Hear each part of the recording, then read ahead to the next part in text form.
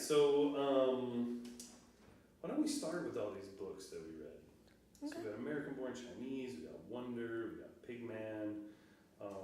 So what are some of these themes that you pulled out of these things? I think for each of the books, I picked, for Pigman it was maturity, and for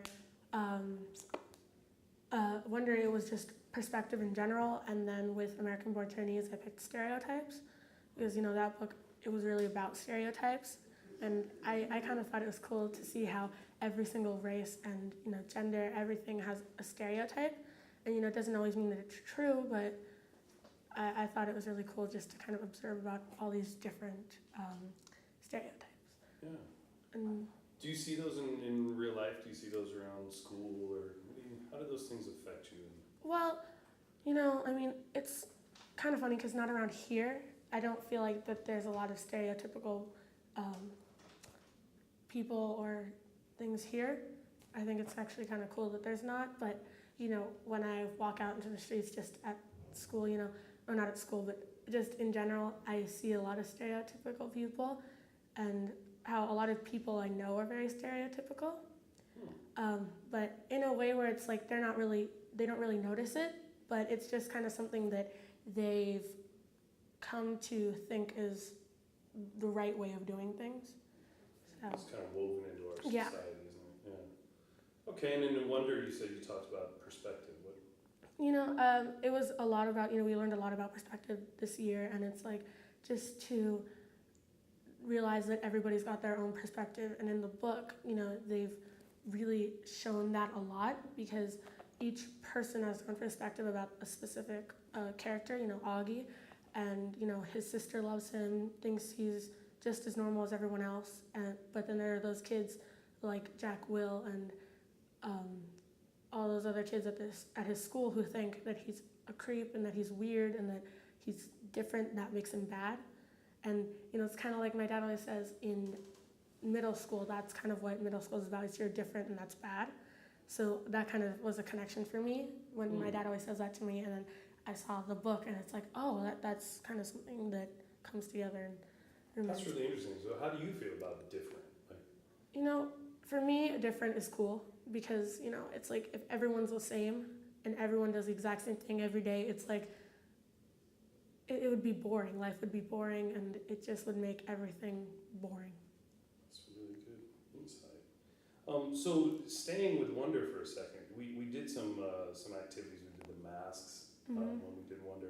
How did you use your understanding of perspective as you did that activity? So this activity was probably one of the hardest for me, because I was very afraid to try to figure out what other people think about me, because I know who I am, but to try to see other people's perspective about who I am was really hard, and I think that was because I know a lot of people who see me the same way I see myself, but then there are a lot of other people who don't see me that way at all, and they see me in a completely opposite way of that, and I think that was the biggest challenge for me, and the whole thing of perspective was probably trying to figure out how other people see me and how to pick, it was like trying to pick out each person and see how they think of me, because, not everybody sees me the same way. So that was probably like, I was like, ah! Yeah. Like my head was on fire. What is it, how do you feel about this idea that we see ourselves differently oftentimes than the person that we put out there to other people? I think for me, when I do that, it's because I feel like, it feels like, because it kind of like we were talking about with, you're different and that's bad. Mm-hmm. It's like, I believe that that's something that shouldn't be a big deal, but I guess in a way I'm doing that too. I'm trying to put someone that I'm kind of not out there, because who I am maybe some people may not like, and I know that it's something, people shouldn't really be afraid about, that people aren't going to like them, because the people who really love you for who you are will stay there and stick with you. But I guess it's like, because you're in middle school, you're trying to fit in, and you're trying to figure out ways to present yourself, and figuring out ways to have other people like you and try to have everyone like you, which not always Yeah, works. it's tough, You know, isn't it? yeah, And Wonder definitely dealt with some of that, right? yeah.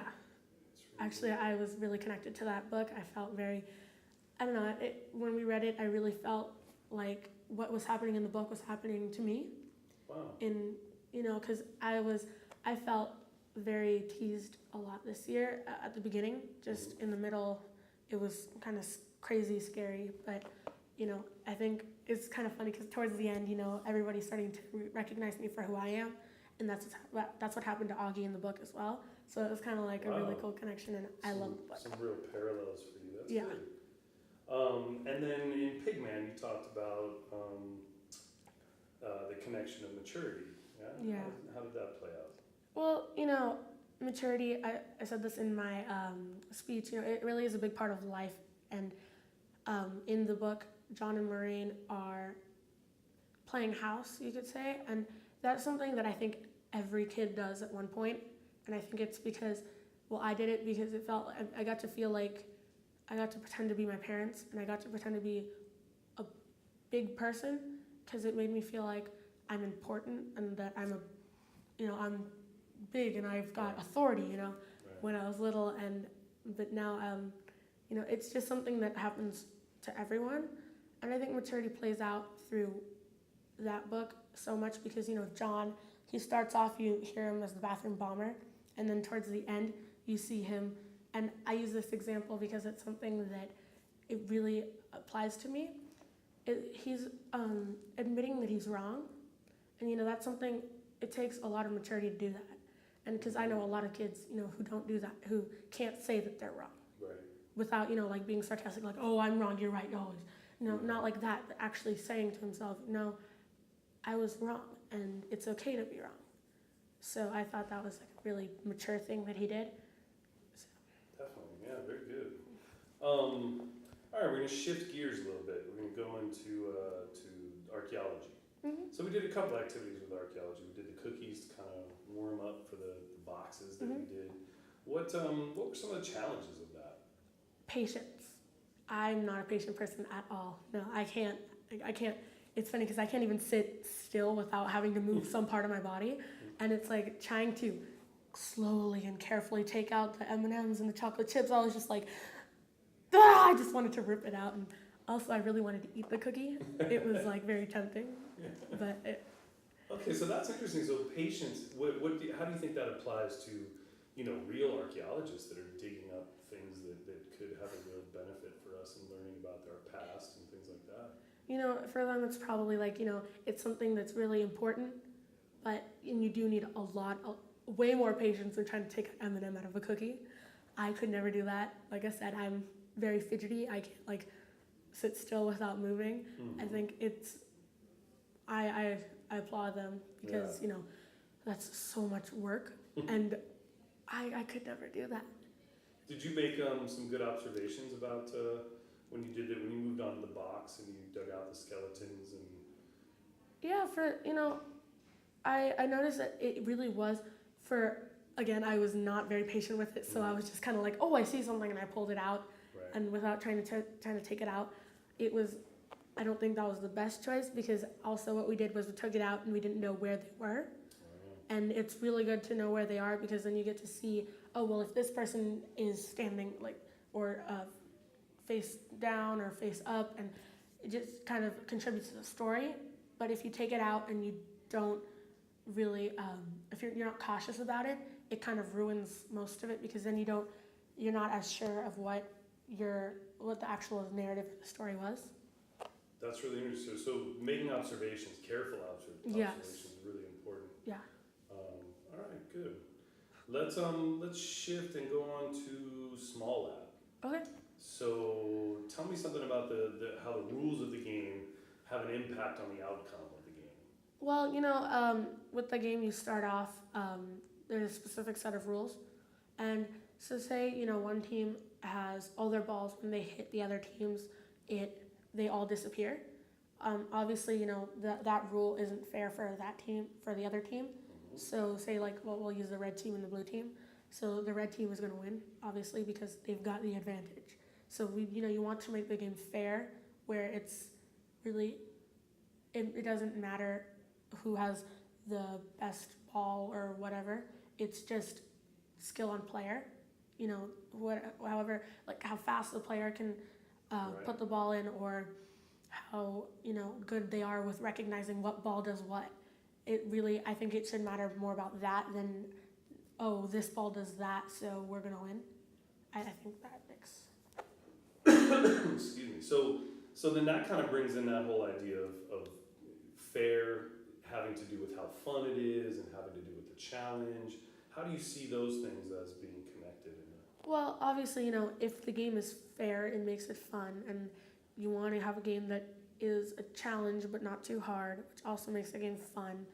And you know, I think that's like the biggest thing because, like I said, you know, if you want it to be fair and fun and challenging, it takes a lot of work. It's not just a simple little, oh, you know, Right. that's what we do to make it fair, fun, and challenging. Do you see a place where that idea relates to real life? Yes, actually.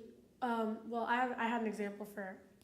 So say, you know, you can make the red ball and another ball, when they hit, they collide and they disappear, and that kind of reminded me of something that happened to me. I'm going to use examples for me. Mm-hmm. I had these two friends and we were really good friends, but something happened, and I think it was we started to argue about stuff, and we started to argue so much that we collided, like the balls do, Mm-hmm. and we disappeared from each other's lives. So that was kind of a connection for me. I was like, oh, well, this happened to me, and this is what the balls do. So I thought that was a pretty cool connection. Wow. Interesting.